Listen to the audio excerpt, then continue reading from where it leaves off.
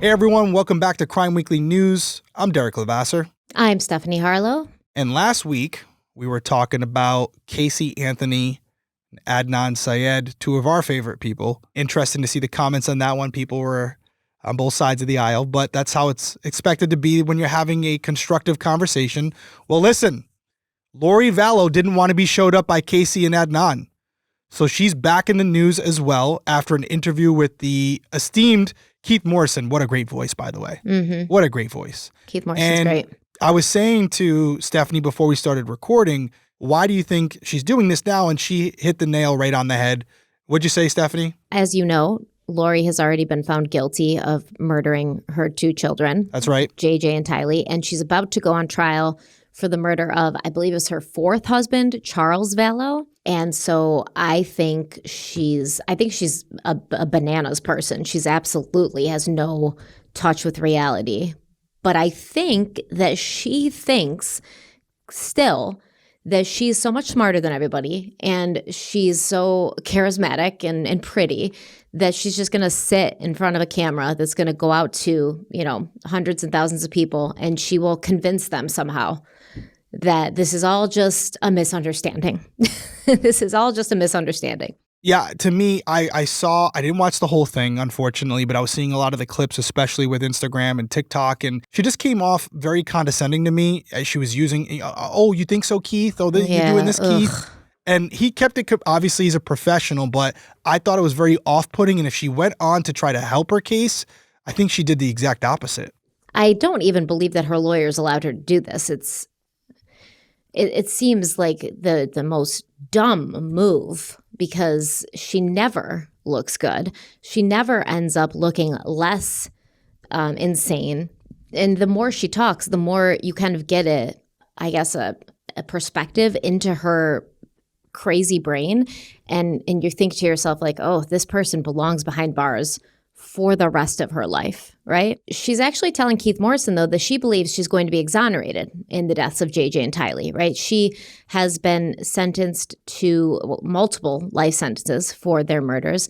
She's obviously appealing, but she told Keith Morrison she feels no remorse for what happened to her children. She feels great, and she's acting as her own attorney in the upcoming trial over the fatal shooting of her estranged husband, Charles Vallow. She is acting as her own attorney, and please, can we please televise this trial? Can we please?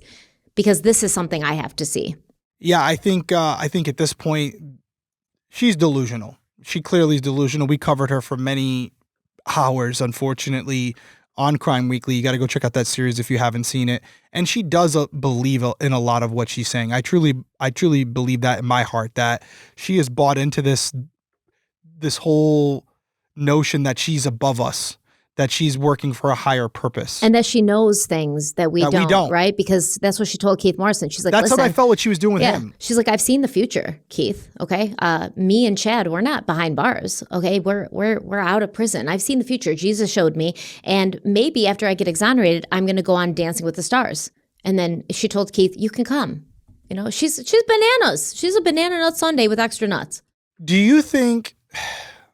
I'm not trying to give her a defense, but do you think she's even mentally capable or competent enough to stand trial? I mean, I was really questioning that element of this case after watching the parts of the interview that I saw. I just felt like she was not there completely. Well, didn't a judge say she was? I guess so. And I guess a mental health professional also said she was. Do you think it's an act? So let me go back to your first question. Do I think she's mentally sound? No. I definitely don't think this woman should be acting as her own attorney. But at this point, it's like, yes, please do.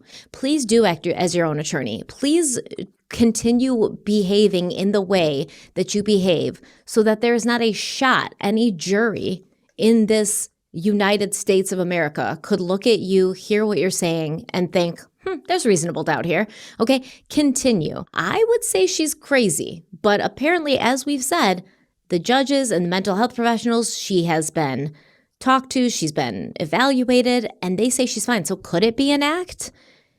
Yes, it could. But I don't think at this point it really matters if she's fallen into a deep, deep, deep pool of delusion because she did what she did. We know what she did. She's already been found guilty of murdering JJ and Tylee. I'm assuming she'll be found guilty of her part in Charles Vallow's murder. And I believe she also had a part in the murder of Chad Daybell's wife, Tammy. So I think this woman belongs behind bars for the rest of her life. And I don't believe that any jury or any judge in the world would look at her and say, we could see how she didn't do this. Yeah, I mean, I think she's cooked. And even if she's not cooked on this one, she's cooked on the other one. So where's she going? I guess I want to change direction on this. And what do you feel about the decision to interview her, to give her a platform where she's just basically spouting nonsense the whole time? I know it's entertaining for people to watch, but what's your thoughts on it? Especially from someone who covers true crime every week, and I guess we could be accused of the same thing. So do I think that giving her a platform, so in most cases, I would say giving this person a platform is wrong because we don't need to hear from them. We don't need to muddy the waters. We don't need to have people think, oh, maybe there's something going on here that makes her not guilty. Once again, I don't think that anybody who listens to her talk would find her to be legitimate or to find anything that she's saying to be valid.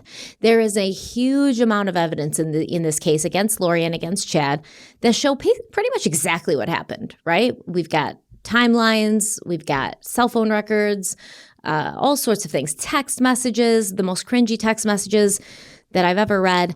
We know what happened here. So at this point, I think giving her a platform is just continuing to show the world this person's not right, and they are a danger to everyone and anyone because of the fact that they have no clear connection to reality. Yeah, no, I'm with you. I think people want to hear it, and I think Keith did a great job from what I had seen of him keeping it professional, trying to keep it as authentic as it should be as far as him being a serious journalist, interviewing this person, full well knowing that they're just talking out of their ass, and that they're responsible for the death of at least 2 children and maybe more people. So I think he did his part, and I do think there's stuff that can be taken from this interview. As a consumer of true crime, we're looking at it going, yeah, we're spot on about her. She's exactly who we think she is. She is a monster, and she doesn't even realize who she is. In her mind, she thinks she's doing God's work.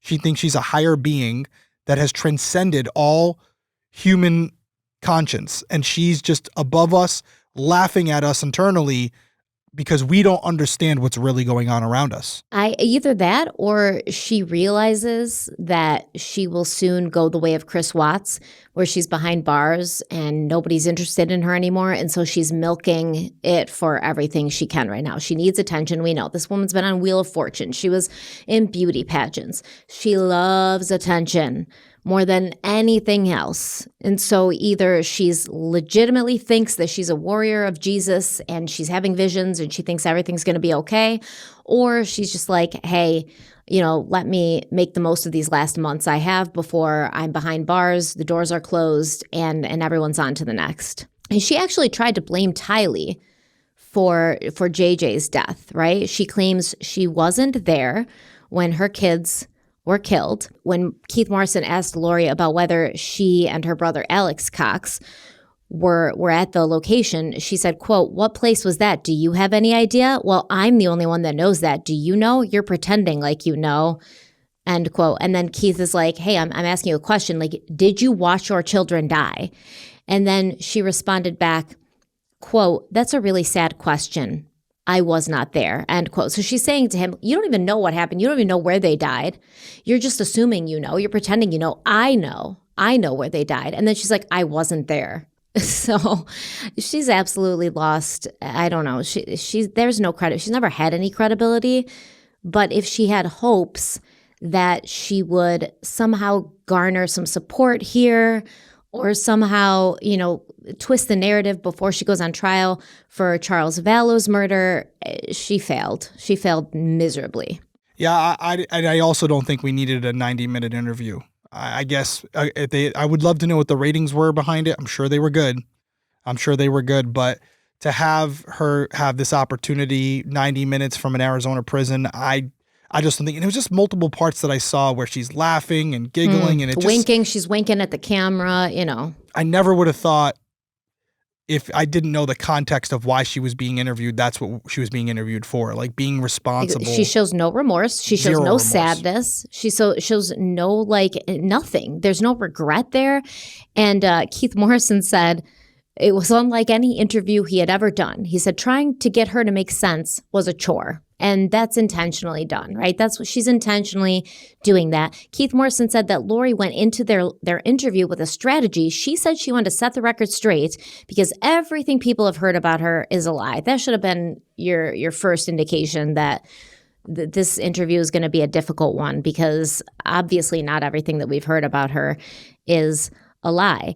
And like I said, Charles Vallow's his trial is set to start later this month in March. And to your earlier question, when you said, do you think it's even right to give her a platform? Well, Keith Morrison said that he considered that. And he said, quote, "I felt a little twinge of, call it guilt, if you will. Yeah, I can see it. Talking to somebody who was convicted of killing her own children, giving her airtime when airtime was precisely what she wanted. Boom. And he, by the way, Keith doesn't need airtime. Mm-hmm. He's very respected in the community. What's that saying? He could read a phone book and people would listen. Keith doesn't need Lori Vallow. So I'm not suggesting that. And I'm glad that he felt that, because that was a question I had where he doesn't need the views. He can get them. So I'm sure But he also knows him, his audience, and this is what his audience wanted. Hear it.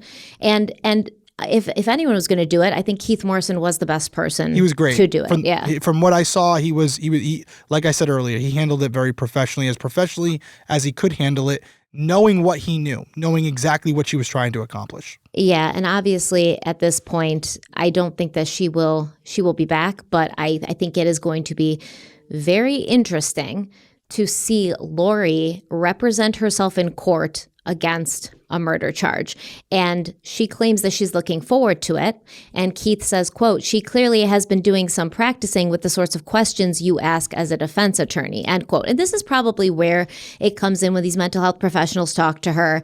And yeah, what she's saying is insane, but she's calculated as well. Like, she's getting ready to sit down in front of a defense attorney and answer questions in her own defense. She's capable of assisting in her own defense. Is she capable of being the only one in charge of her own defense? I don't know. But at this point, I want her to go away forever. So I'm glad that she is, because I think it's a bad decision. I don't think it's ever really worked for anybody to defend themselves. Didn't Ted Bundy do that too?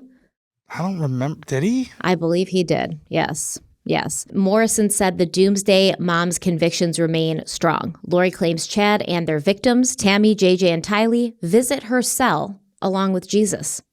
And Lori told Keith that they all have a lovely time together. Jesus is a funny guy and a wonderful person that loves everybody and especially loves her. According to Lori, she's Jesus's favorite. She's his favorite. Not, Tylee and JJ, the innocent victims, but Lori. She's his favorite. I can't take it. Yeah, no, Keith said something in an NBC interview that I saw where basically he knew that the interview was going to go off the rails because as she was being escorted from her cell to the cameras, she was in handcuffs and she winked. Yeah, she was winking at the camera. Even before before it was like going, and he's like, I should have known at that point. And then she did exactly what he assumed she would do, which is try and shift blame off of her, basically saying that people do not know her. She gave this quote. She said, "I heard that, and we all know what the media does, and they exaggerate everything, and they make stuff up, and they twist things around." So, she's basically saying, hey. Yeah, like they do, for sure. Yeah, they definitely do. That is true. But you and I, Derek, we didn't listen to the media. We went to the police reports. We went to the body cam footage. We looked at the transcripts of their text messages. We looked at the timeline. We're not listening to the media, and we are not the media.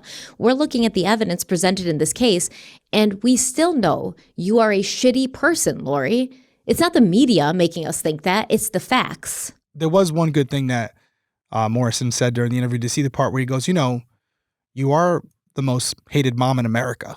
I was like, all right, at least he's throwing a little bit out there. He knows what he's doing. He's throwing a couple little jabs in there. And that's kind of when she followed up with like, oh, they don't know who I am. And, I don't know how this came to be today, but it's amazing to me that they don't really know me, but they're assuming all this stuff about me. No, Lori, We're assuming it based on the piles and piles of evidence that incriminated you and Chad Daybell and your brother, and basically prove that you did exactly what we think you did, and you tried to cover it up. And to this day, you still take no accountability. So like, yes, the media does twist things. And yes, the media does rely on sensationalism, and they kind of, like mess with the narrative a little bit. But you, Lori, you have twisted things far beyond what the media is capable of, okay? The media is looking at you and they're like, damn, we need to take some notes from Lori Vallow, because this woman is able to twist things right into a pretzel and still continue and somehow keep track of her own lies and the twists and turns that she threw in there. So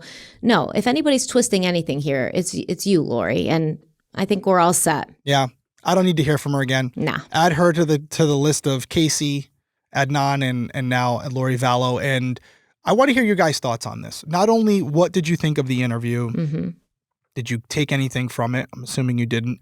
But I want to pose the same question to you that I posed to Stephanie. We basically know who Lori is at this point. We know what she's going to do. We know she's not going to take accountability. We know that she's going to use this interview for her benefit. She's not doing it because she wants to tell the truth or she wants to clear her conscience. There's an agenda. There's a motive. She's representing herself. She's going to basically say she had nothing to do with it and that it was all her brother and Chad. So she's using Dateline as much as Dateline's using her. But it didn't end up to be in her benefit. It did. Of course it didn't. It just confirmed everything we thought. But as you sit here after having an opportunity to watch the interview or watch the clips, do you feel big shows like Dateline and big personalities like Keith Morrison should be platforming her, should give her an opportunity to have the privilege to sit there with Keith and spew her bullshit? Is there anything informative that we take from it where you say, okay, I get it. This is why we're doing it, and I think we should continue to do it? Or do you think it incentivizes people like this to maybe go out there and commit a crime like this in the future by knowing they may get the opportunity to sit down with Keith Morrison and tell their sob story and see who believes them? I want to hear your thoughts on it. We want to hear what you guys think. Every opinion is welcomed. Any final words from you, Stephanie Harlow? No, basically, I really don't think this is like one of those cases like with Adnan Syed that we talked about last week on Crime Weekly News.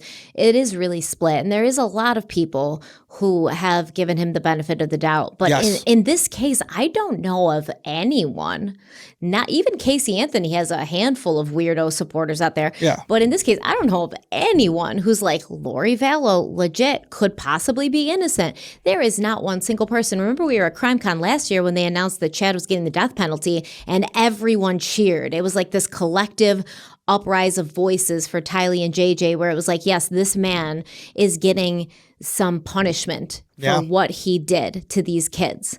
Okay. And even Chad has the presence of mind to shut up and go away now, which even further makes me believe that Lori was always the driving force, and she was always the one wearing the pants, and she was always the one in control here. At the end of the day, I'm glad that we get to see more of her craziness. I hope that the trial is publicized, and I would love to see her stumble around in her own defense and try winking at the judge. Yeah.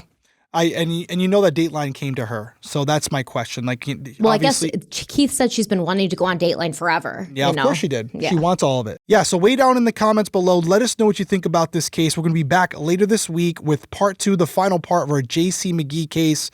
This case is fascinating. We had the opportunity to talk to Madison after part 1. We're going to give you all that. We'll see you for audio on Friday and YouTube on Sunday. Everyone stay safe out there. We'll talk to you soon.